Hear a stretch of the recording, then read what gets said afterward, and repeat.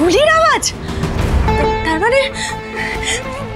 মানে আমার পথের কাঁটা সরে গেছে। শুভশেষ, আমার পথের সব থেকে বড় বাধাটা সরে গেছে। তুফান, দরজাটা খোলো। আমি শুভলক্ষীর ডেড বডিটা দেখতে চাই। তুফান, দরজাটা খোলো। তুফান, দরজাটা খোলো। কি হলো? তুফান, দরজাটা খুলছে না কেন? মেরেছো? ও মা, মরে গেছে। আমার সব কথা শেষ হয়ে গেছে। Thank you so much Tufan. I love you, I really love you. কিন্তু এখন এই ডেড বডিটার কিছু একটা ব্যবস্থা করতে হবে তো। হ্যাঁ, এটাকে সরিয়ে দাও এটাকে।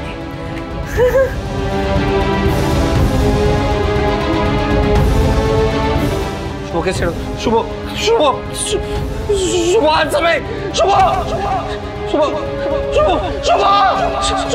তোমার শুভকে ছেড়ো।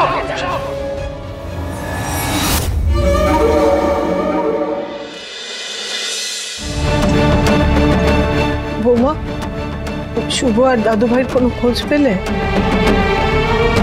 আচ্ছা, বাড়িতে এতগুলো লোক সবাই মিলে কি করছে? দুটো ছেলে মেয়েকে খুঁজে বার করতে পারছে না এরা? মা, আপনি এত চিন্তা করবেন না। বেশি চিন্তা করলে আপনার শরীর খারাপ হবে মা। দেখুন মা, ওরা দুজনে তো নিজেদের ইচ্ছেতেই চলে গেছে, তাই ওরা কাউকে কিছু বলবে না বলেই বলেনি।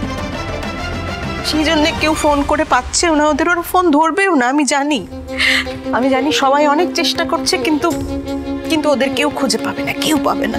বড় বৌমা, এসব তুমি কি বলছো? তোমার কি মাথা খারাপ হয়ে গেছে নাকি?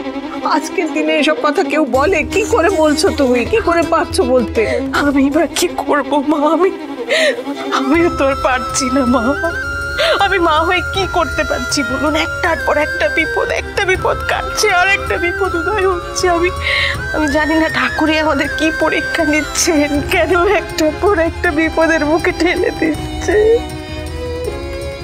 বড় বৌমা, শান্ত হও তো, শান্ত হও।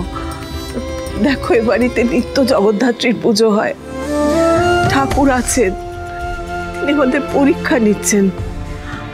আমাদেরকে শক্ত হতে হবে, সব বিপদ কেটে যাবে। দেখো, ঠাকুর রক্ষা করবেন আমাদের। গৃহপ্রবেশ সোম থেকে রবি রাত 10টায় স্টার জলসায় ও জিও হটস্টারে।